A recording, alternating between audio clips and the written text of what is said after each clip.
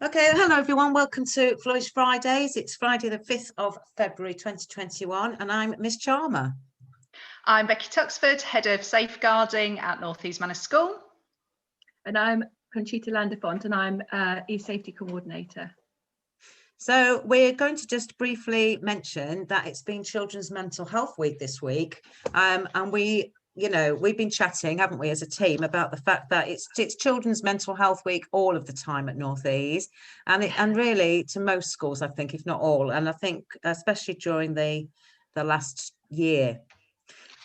So I just wanted to show you that there's this wonderful website which has got loads of really interesting stuff on it around, schools and youth groups and things, but there's lots of stuff on here for students, and there's some really good stuff for parents and carers as well.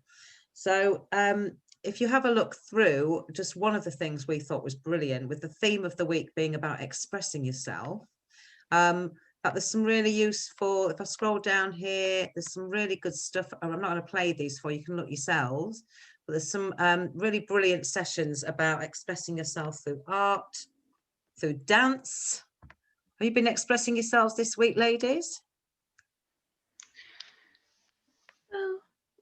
Not really through dance. For sure.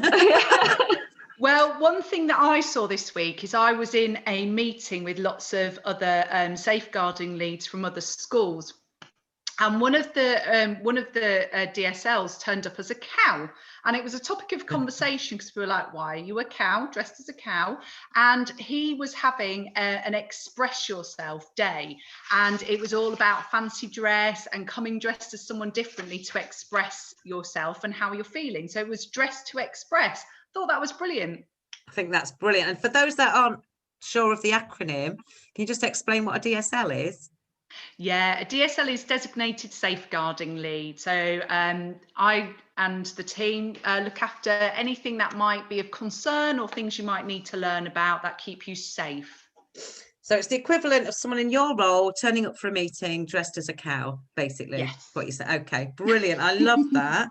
And just before we come out of this website, because you can all have a really good look yourselves, there's down the side here, there's the Duchess of Cambridge talking, there's some other famous people who have been involved in making some of the videos, and there's a really nice section on children's voices. So there's lots of stuff on there about that have been written by children of different ages about what they're doing for their own well-being during Mental Health Week and in general. And then there's some really nice activity ideas for parents and carers here.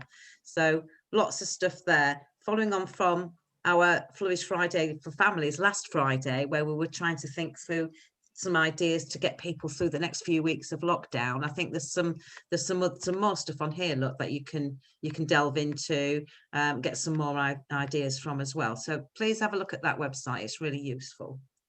And it's all about things that make you happy and things that you can keep yourself calm. So it's really important that you're doing things like art, that you're listening to music, different types of music, whatever it is that you can express yourself through. So, and please share your ideas and your artwork and all your things you're doing with us at school as well. Yeah, we've had some brilliant stuff sent in for the newsletter this week. So I'm just going to hand over to you, Miss Landa-Font, to have a little chat around Safer Internet Day, which is actually next week, but we're trying to do activities starting today with assemblies and things, aren't we? And then for all of next week as well. So do you want to just let us know what that's about? Yes, obviously each year there's a theme. So this year it's about kind of like, can you really believe in what you see? So it's quite interesting. It kind of ties into sort of things. So I think, again, you'll get this link with the newsletter in the pack. But I would say if we scroll down to the bottom, then there's a top tips, that big blue box, top tips for all ages. And I think that's really good. Just a quick read. So there's a top tips for students, 11 to 18s. And in there, I would say you can, there's lots of them, but you can, I would say, is it too good to be true? I thought that was quite interesting. So basically, if someone says a free year of chocolate, is it going to be too good to be true? Yeah, it probably is. And it probably means that you probably had to click on several things and put your details in so that they've now got hold of your information and they can send you other stuff, and you still know no year of chocolate either. And then obviously if you get things really kind of like get into a bit of a struggle, then you can talk it through with any of us at school, or talk it through with maybe a friend or your folks. So I think that those two are really good. So, and that goes with any safety. It's not about what we believe in, but everything. If you think that something is worrying you, just talk it through with someone. We're always here for you here. And then the other one is obviously if you're a parent, top tips with parents and carers. And again, I think that the couple of ones there is make sure that you talk together as a family. And the one I would quite like was think before you share. And I'm kind of sort of have been guilty of that in the past. If you're kind of really proud of what your child has done, then you might want to share with your friends. But actually, it causes huge embarrassment. And I've been banned from tagging my children into any of my posts. And I think that's fair enough, because obviously they've got a right to privacy. And again, the last one, which it's just to check in on your kids, to make sure that they're all okay. So that's kind of what my advice is. Thank you. And I just wanted to point out on the front page, on where if you go into Safer Internet Day on this website, there is a quiz here, which Miss Tuxford and I were just discussing. It's a really helpful quiz. It's designed for 8 to 13-year-olds, but it really can be done by anyone. I had fun doing it. And there are 10 questions. I'll just show you the first one so you get an idea. It gives you a scenario. You've got 3 choices. So it's not about getting it right and wrong, because actually, if you sort of click on the wrong answer, when you click next, it will tell you what the answer should be. So it's actually quite educational. You can learn from it. So everyone should get that one right now that I've showed you that one. Yeah. And then am I still sharing that with you guys? Because it's clicked off for me. No, Okay. We've just got all our faces. All our faces, lovely. So if I try and get that back up again, because we were going to look at another thing on there, which was about pupil powered e-safety. Can you see that now? We can. Yeah. Excellent. So this is all about how students across the UK have been getting involved in online safety and actually having their voices heard. And all of this kind of research and everything would be absolutely useless if children and young people weren't consulted about it and listened to, because they're the ones that are out there trying these new sites and having the experiences. And so there's lots of information on here about how you might get involved as a student or young person. There's loads of things you can do. There's a leaders program for people who want to take it a bit further and help other young people. And there's training that can be done with, staff can help you at school to take part in that if that's something you're interested in. But one thing I really liked was that there were over 150 young people who worked together across the UK to make a short film, which I will put on our school YouTube site as a link. I'm going to see if I can play a little bit of it now, but if it lags, it's because we're already recording, but we'll just give it a little go. It's quite quiet to start with.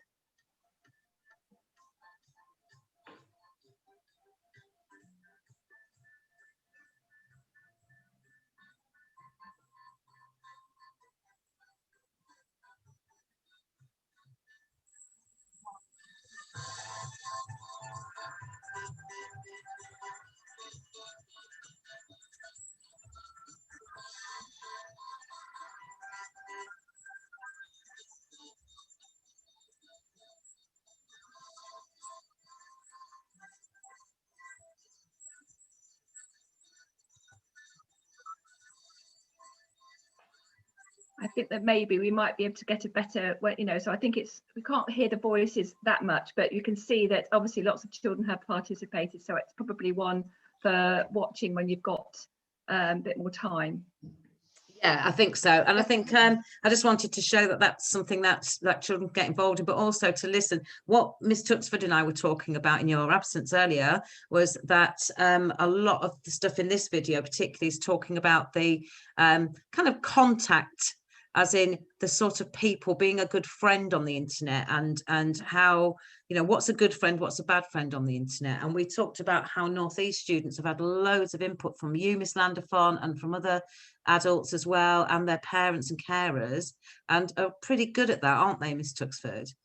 They're really good, actually, and it's one of those things that, you know, contact and content you've got to be really careful of, because sometimes, you know, you might be contacting someone and they might not be in a place where they want to really speak. So it's about being sensitive to other people's needs, but it also goes to who might be contacting you and whether you want that contact. So it's really important to think about that. But our students are very good and really understanding. But always think about, what is this contact, what is this content, and how am I conducting myself? And those 3 C's are really important to remember. So how do you behave online? What are you sharing online? And how often are you sharing things or contacting people? And as long as you bear those in mind, you can keep yourself safe. Yeah, so next week's activities are going to be an opportunity to explore those themes, aren't they? And there's a huge amount of activities and resources that school have put together, so that tutors and teachers have all sorts of different things you might want to try and get involved in, and hopefully find a fun way to explore some of these themes of content, conduct and contact online, with the specific theme this year of what can you trust online and what can't you trust, because actually it's really, really, really difficult with the evolution of artificial intelligence and CGI and all those kinds of technologies. It's really hard actually to know whether what you're seeing and hearing online is real or not. So I guess Photoshop. Yeah, Photoshop, all sorts of things, isn't there? And all the different filters on pictures and things like that. I watched a documentary on Netflix about this, and it was only a couple of weeks ago, and it was about how easy it is to have a president saying things that he hasn't said, and it looks completely real. And it's that they've taken lots of little things he's said and they've put all these words together to make it sound like he's actually making a speech that he hasn't even said. That's quite dangerous too, because you can change the way people think and what they believe in. So, you know, you've got to be really careful and discerning, and that's not easy for any of us. It's not just about children. It's not easy for anyone. So please don't feel like you're being dumb or you should be able to work this stuff out. This is why we encourage everyone to have a conversation about it. Talk to your families, talk to your tutors, talk to your teachers, talk to each other, because that's the only way we're going to really know that, you know, we're all in this together. Okay, so that's enough from us for Flourish Fridays, unless either of you have got anything else you'd like to add today. I've got a little challenge for everybody. We were all talking about how important it is to have a bit of a digital detox. Now, what I mean by that is we are spending an awful lot of time online, Zooming, social media, even doing my online shopping, you know, and actually we were having a conversation earlier and we were talking with Miss Landa-Font about how important it is to stop some of that digital contact, put it down and detox yourself, go out for a walk, do something a little bit different, maybe even cook something, but put that screen away, even if it's just for half an hour, just to give yourself a break and your mind a bit of a break.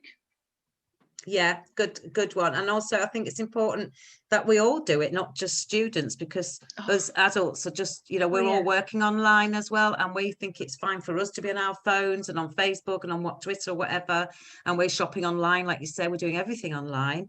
I even think I'm having a digital detox when I'm listening to podcasts, but of course my phone's still on, even if I've got my eyes closed and I'm listening to it. So to just have absolutely no technology, no phones, no, you know, no laptops, no iPads, no gaming consoles, and to be doing something as a family, maybe getting out together, going for a walk, you know. It's getting into spring now. Yeah. But and share those pictures with us. And share your pictures with us. Yeah, what you're doing. Yeah, brilliant. Okay, well, we'll let you watch all of the videos that we're uploading, and do give us your feedback and comments, either directly or through Facebook, and have a great week. Thank you, everybody. Thank you. Bye. Bye.